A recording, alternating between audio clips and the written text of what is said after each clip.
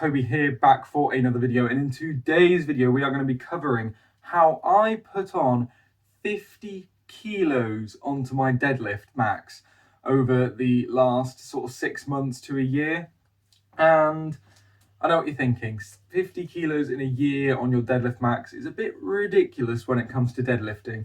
And don't worry, I know what I'm talking about. I know it's ridiculous, and I know everyone in the comments can be like, oh, it's Newbie Gains.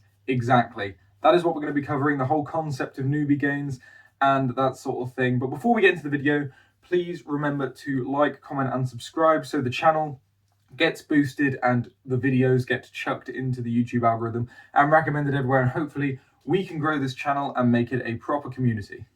So before getting stuck into the meat and potatoes of this video, remember, if you want supplements, protein bars, wrist wraps, straps, that sort of thing, loads of gear and stuff, be sure to go to the link in the description and use code TobyLively1 for 10% off at checkout. You guys get money off, I get a bit of money, it supports the channel, please go and use it. So 50 kilos in a year onto a deadlift max is a pretty ridiculous target, to say the least.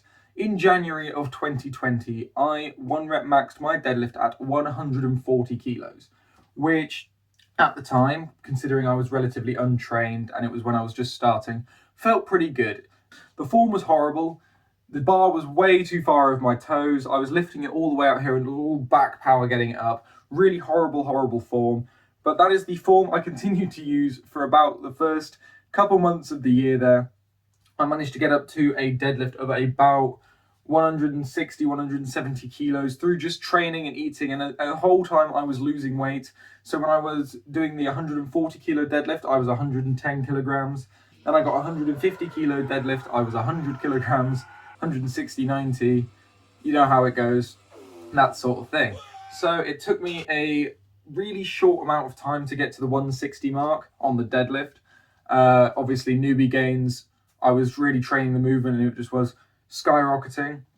And then I plateaued for the first time. I plateaued at 165 kilos for a good 5 months of the year. I was stuck at that number, trying to get the 170 kilo deadlift. And then finally in about October, I managed to smash out the 170 kilo deadlift in the public gym back here in Cardiff. And it was purely because I started training the movement more. I switched up my program, I started doing more deadlift for reps, and I managed to get up to 170 kilos because the movement was more efficient.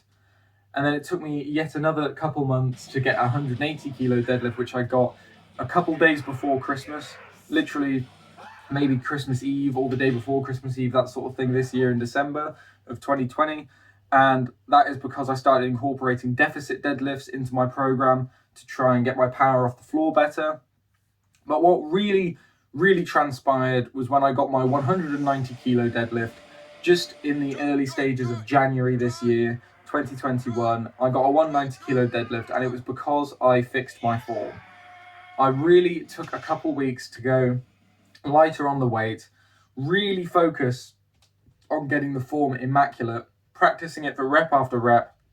And then when I came to max out doing 190 kilos, it went up, not smoothly, but it went up, and all I had to do was a little hitch to get it up, and it glided up my shins, glided up my legs, and I was locked out perfectly. Because my deadlift, I've never had a problem with the lockout. It's always been the power off the floor that gives me problems. But that is essentially the timeline of my deadlift over the last year, starting at 140 kilos, getting to 165 easily, plateauing for ages, and then getting up to 190 as of more recently.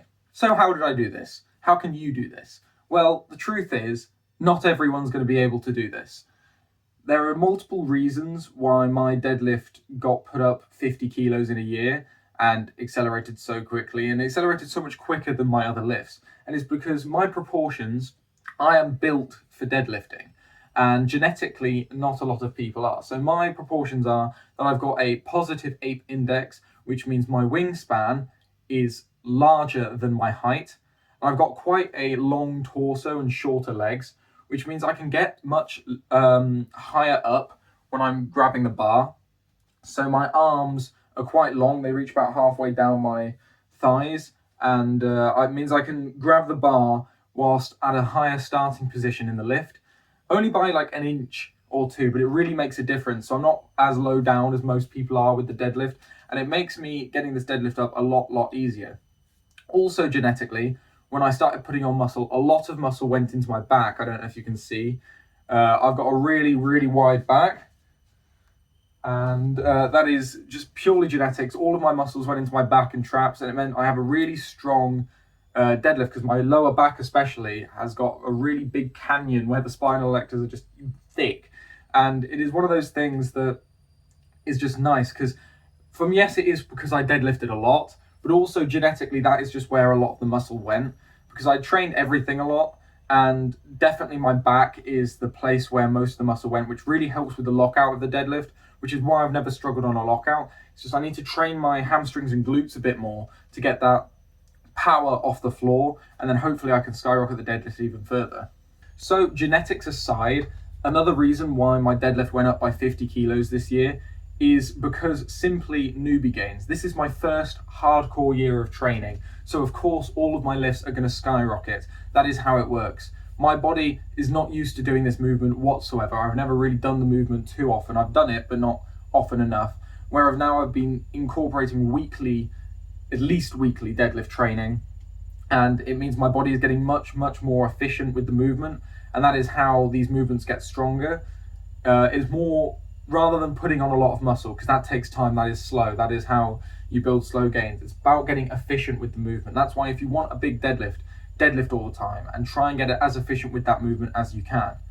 It's why a lot of gym bros got really huge benches but are trash deadlifters. I'm not going to use his name, but I've got a friend whose bench is about 105 kilo, more than mine by 5 kilo, but his deadlift is struggling to get up to 110 kilo. And it's because he's the typical gym bro who's gone to the gym for aesthetics, benched all the time, like benched 3 days a week, got really efficient with that movement, got big old pecs, but has neglected the other movements. And I did the opposite. I love deadlifting, so I put my heart and soul into deadlifting, and I got to a point where I've been deadlifting now twice a week to try and build my deadlift for a couple of weeks now. And I can feel myself getting even stronger, so the Newbie Gains haven't quite stopped yet.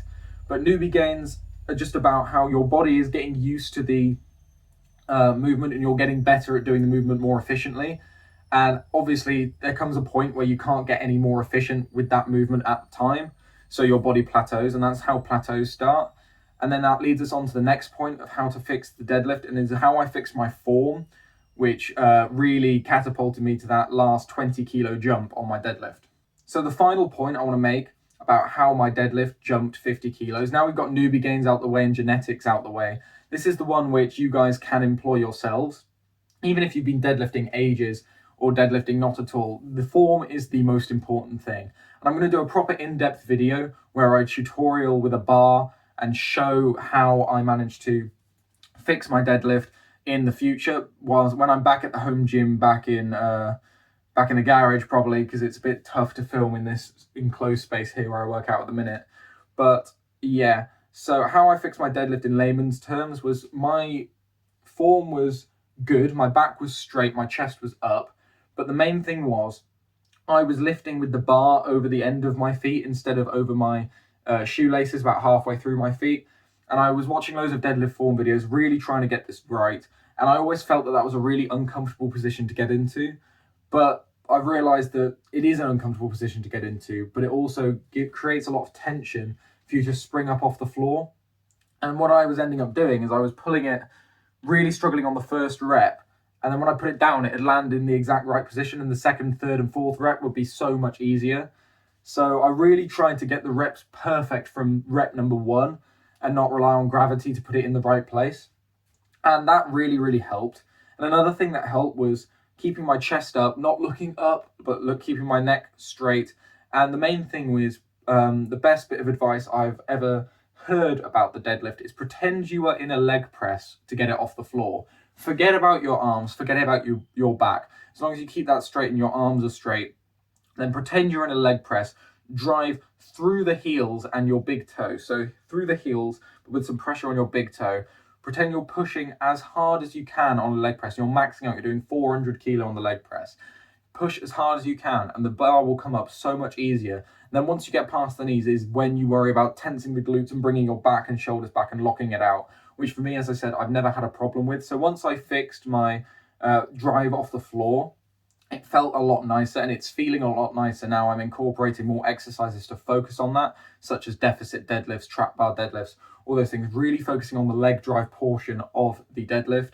My deadlift is feeling stronger. I'm not going to try and max out again until my deadlift program is over. I'm currently running the Road to 450 Kilo deadlift program by Terry Hollands, and it's working really well. Once that's over, I'm going to be trying to break the 200 kilo barrier on my deadlift, and hopefully I'd break it by quite a margin, because I don't think my newbie gains are over yet, but hopefully I don't plateau again. But anyway, yeah, that is pretty much how I fixed my deadlift, put 50 kilos on my deadlift in a year, whilst also in a calorie deficit and losing mass.